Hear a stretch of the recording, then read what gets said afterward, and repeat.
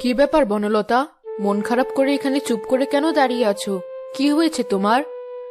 আমার কি হয়েছে তা নিয়ে কি তুমি ভাবো? তোমার প্রয়োজন অর্থ সম্পদ, প্রতিপত্তি আর রাজ্য বিস্তার। নিজের সন্তানের খেয়াল রাখার ব্যাপারে তুমি বড্ড বেমানান। ছি মা, এমন কথা তুমি কি করে বললি? তুমি কি আমাকে বলতে চাইছো আমি তোমাকে ভালোবাসি না? মা, দয়া করে আমাকে একটু একা থাকতে দাও। এই পৃথিবীটা আমার কাছে অর্থহীন মনে হয়। এই সাজ পোশাক সবকিছু আমার কাছে একটা বদ্ধ শিকলের মতো লাগে। তুমি হলে আমাদের রাজকন্যা বনলতা। তোমাকে কি সাধারণ মানুষের মতো করে রাখা যায়? তোমাকে থাকতে হবে প্রাচুর্য নিয়ে, সবাই দেখে যেন বলতে পারে এই এক অসাধারণ সুন্দরী রাজকন্যা। আমি এসব কিছুই চাই না। এই তো তোমার জন্মদিন সামনে চলে এসেছে, আর মাত্র কয়েকদিন বাকি। তোমার বাবা শিকার থেকে নিশ্চয়ই ফিরে আসবে, আর আমরা সবাই মিলে খুব ঘটা করে তোমার জন্মদিন পালন করব। প্রতি বছর এসব শুনতে শুনতে আমি ক্লান্ত হয়ে গেছি। প্রতিবার বাবা আমার জন্মদিনের সময় নিজের কাছে ব্যস্ত থাকে, তিনি কোনোদিন আসেন না। হঠাৎ করে তুমি এখানে? দেখছো না আমি বনলতার সাথে কথা বলছি।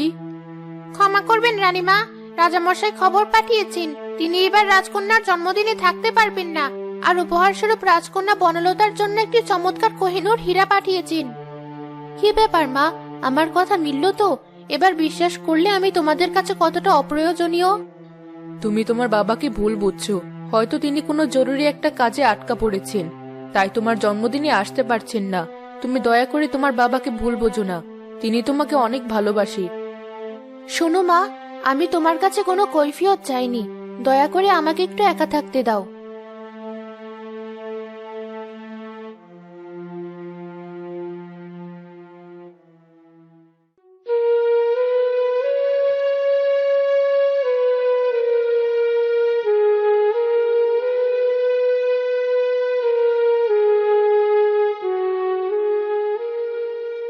শুনেছ সখী, কে যেন মধুর সুরে বাঁশি বাজাচ্ছে। আমার মন একেবারে পাগল প্রায় হয়ে গেছে। আমার ইচ্ছে করছে এখনই তার কাছে ছুটে যাই। তুমি ঠিকই বলেছ, এমন মধুর বাঁশির আওয়াজ আমি কখনোই শুনিনি। তাহলে চলো, আমরা দুই সখী মিলে সেই বাঁশি বাদককে একবার দেখে আসি, তারপর না হয় তার সাথে কথা বলা যাবে। তোমার কি মাথা খারাপ হয়েছে? তুমি জানো না রাজপ্রাসাদের মূল ফটকে কত পাহারা থাকে? তারা যদি একবার জানতে পারে তুমি আর আমি বাইরে বের হওয়ার পরিকল্পনা করছি, একেবারে কারাগারে পাঠিয়ে দেবে আমাকে। বাগানের পিছনে একটা পুরনো সুড়ঙ্গ আছে, আমরা দুজন সেখান দিয়েই বেরিয়ে যাব, আর বিকেলের মধ্যেই ফিরে আসব। কেউ তো জানতেই পারবে না। আমার বর্ণহীন জীবনে একটু আনন্দ পেতে চলেছি, তুমি দয়া করে এটা নষ্ট করো না সখী। এমন করে বলছো, আমি মানাও করতে পারছি না। তবে ঠিক আছে, বিকেলের মধ্যে কিন্তু আমরা ফিরে আসব। বাহ, আজকের দিনটা মনে হয় ভালোই যাবে। চলো, আর দেরি করো না।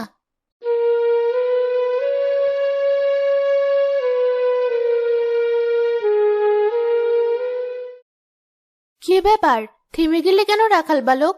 তোমার বাঁশির সুর সুমধুর, আমরা অনেক দূর থেকে তোমার বাঁশির সুর শুনছিলাম। এক কাজ করো, আমি তোমাকে পয়সা দেব, তুমি কিছুক্ষণ আমাদের বাঁশি বাজিয়ে শোনাও।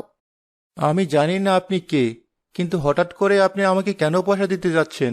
আমি বাঁশি বাজাই নিজের মনের আনন্দের জন্য, আর এই আনন্দ আমি আপনার কাছে বিক্রি করতে পারবো না। আমি এই রাজ্যেই থাকি, এক সাধারণ পরিবারের মেয়ে আমি। তোমার বাঁশির সুর আমাকে মুগ্ধ করেছিল বলেই পয়সা দিয়ে শুনতে চেয়েছিলাম। পয়সা দিয়ে পৃথিবীতে সবকিছু হয় না। এখন দয়া করে এখান থেকে আপনারা চলে যান, আমাকে একটু মন দিয়ে বাঁশি বাজাতে দিন। আসলে যখন আমার খুব মন খারাপ হয়, তখন আমি এখানে বসে বাঁশি বাজাই। মন খারাপ? কি হয়েছে? চাইলে আমাদেরকে বলতে পারো। আমার বাবা খুব অসুস্থ, কয়েকদিন ধরে সে ঘরে পড়ে আছে। সংসারে অনেক অভাব অনটন, জানি না কি করে বাকি দিনগুলো চলবে, কিন্তু বিশ্বাস করুন, আমাদের সুখের কোনো অভাব নেই।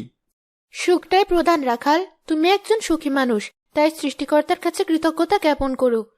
ঠিক আছে, এগুলো তুমি সাথে করে তোমার বাড়িতে নিয়ে যাও। এ কি বলছেন আপনি? না না, কোনো স্বর্ণ মুদ্রার আমার প্রয়োজন নেই। আমি সাধারণ মানুষ, কি করব এগুলো দিয়ে? তাছাড়া আপনি তো বলেছিলেন আপনি এক সাধারণ পরিবারের সন্তান, তাহলে এতগুলো স্বর্ণ মুদ্রা কোথায় পেলেন? আরে বোকা রাখাল, তুমি এখনো বুঝতে পারোনি? উনি আমাদের রাজকন্যা বনলতা। আসলে তোমার বাঁশির সুর শুনে আমরা ছদ্মবেশ ধরে বের হয়েছি। ক্ষমা করবেন রাজকন্যা, আমি আপনাকে চিনতে পারিনি, দয়া করে আমাকে মাফ করে দিন। একটা শর্তেই আমি তোমাকে ক্ষমা করতে পারি। যদি তুমি আগামীকাল এখানে এসে আমাদেরকে বাঁশি বাজিয়ে শোনাও তাহলে তোমাকে ক্ষমা করে দেব। আপনি চাইলে আমি প্রাসাদে গিয়ে বাঁশি শোনাতে পারি। আমি দরিদ্র মানুষ, আমার কাছে আপনি বাঁশি শোনার জন্য ছুটে আসছেন, এটা জানলে রাজবাড়িতে অনেক সমস্যা হবে। এসব নিয়ে তোমাকে ভাবতে হবে না, আমি তোমাকে আদেশ করছি আগামীকাল থেকে এই সময় তুমি আমাদেরকে বাঁশি বাজিয়ে শোনাবে। এটা আজ এক আজব ঘটনা ঘটেছে। কি বাবা, কি হয়েছে? আজ কতদিন পর তোর মুখে হাসি দেখলাম। সংসারের অভাবে তোর মুখ থেকে হাসি চলে গেছে। আজকে আমার বাঁশির সুর শুনে তো স্বয়ং রাজকন্যা চলে এসেছিল। আরে যা, বানিয়ে বানিয়ে কেন মায়ের সাথে বলছিস? রাজকন্যা আবার কি করে আসবে? আমি যখন বাঁশি বাজাচ্ছিলাম তখন দেখি পুরনো ময়লা কাপড় পরা দুজন তরুণী দাঁড়িয়ে আছে, কিন্তু কিছুক্ষণ পরই তারা তাদের সত্য পরিচয় আমার সামনে প্রকাশ করলো। যা হয়েছে এসব ভুলে যা বাবা। রাজকন্যার সাথে তোর বন্ধুত্ব আমার একদম ভালো লাগছে না। রাজবাড়ির কেউ যদি এই খবর একবার পায় তাহলে অনেক ঝামেলা হয়ে যাবে। তোর উপর অনেক বড় বিপদ নেমে আসতে পারে। সে কোথায় আর তুই কোথায়? এই ভয় আমিও পাচ্ছি মা, কিন্তু রাজকন্যা আমাকে বারবার বলে দিয়েছে আগামীকাল তিনি আবার আমার বাঁশির সুর শুনতে আসবেন। এখন বলো তো আমি কি করি? এখন ভেবে দেখ তোর যাওয়া উচিত হবে কি হবে না। আমি তোকে কিছুই বলবো না। তোর জীবন সিদ্ধান্ত তুই নিবি।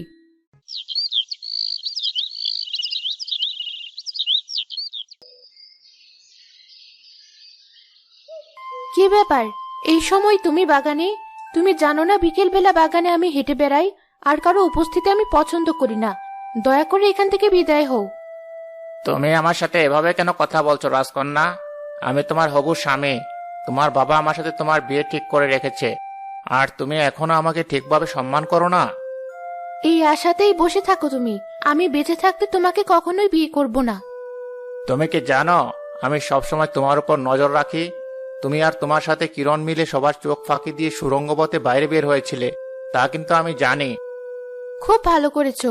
এখন নিশ্চয়ই আমার বাবার কাছে এই খবরটা পৌঁছে দেওয়ার জন্য চেষ্টা করবে। তা যাও, তোমার যা ইচ্ছা তাই করো, আমি তোমাকে নিষেধ করব না। কেন শুধু শুধু আমাকে ভুল বোঝো বনলতা? আমি বেঁচে থাকতে তোমার কখনোই কোনো ক্ষতি করতে পারবো না। শুধু শুধু আমার উপর রাগ করে থেকো না।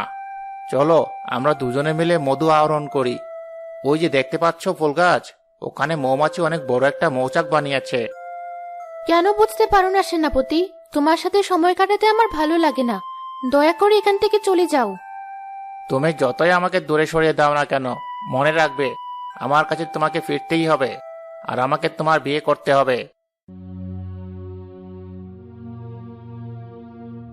ছি মা, শেষে কিনা রাজ্যে প্রয়োজনে নিজ সন্তানকে বিক্রি করে দিতেও তোমাদের দ্বিধাবোধ হয় না? কি হয়েছে তোমার? সারাক্ষণ তোমার কিছু না কিছু হতেই থাকে। সারাক্ষণ মুখ ভার করে থাকো। তোমাদের মনের ইচ্ছা কখনোই পূর্ণ হবে না। ওই সেনাপতিকে আমি জীবন থাকতে বিয়ে করব না। এই বিয়েতে তোমার আপত্তি কিসের? সেনাপতি কোন দিক দিয়ে তোমার অযোগ্য? আমার তো মনে হয় ও অনেক বেশি যোগ্য। রাজ্যও অনেক সুন্দর করে সামলাচ্ছে। তাছাড়াও অনেক শক্তিশালী। আমার তো মনে হয় ও যদি আমাদের জামাতা হয়, বহিঃশত্রু আমাদের রাজ্য কখনো আক্রমণ করতে পারবে না। এসব বিষয় নিয়ে আর কোনো কথা নয় মা, আমি ওকে বিয়ে করব না।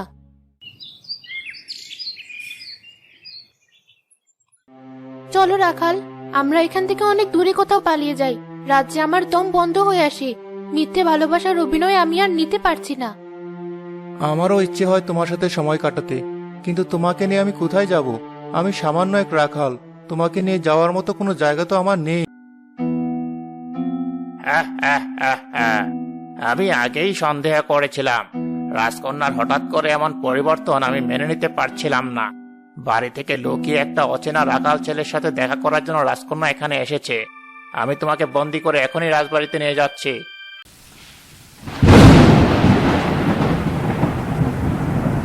বন্ধুরা, আমাদের রাজকন্যা বনলতা এবার তার ভালোবাসার জন্য কি করবে সেটা দেখার জন্য আমাদের ডেইলি কার্টুন ওয়ার্ল্ড চ্যানেলটি পাশে থাকা লাল রঙের সাবস্ক্রাইব বাটনটাতে টাচ করুন, যাতে পরের এপিসোডটা সবার আগে আপনার কাছে পৌঁছায়।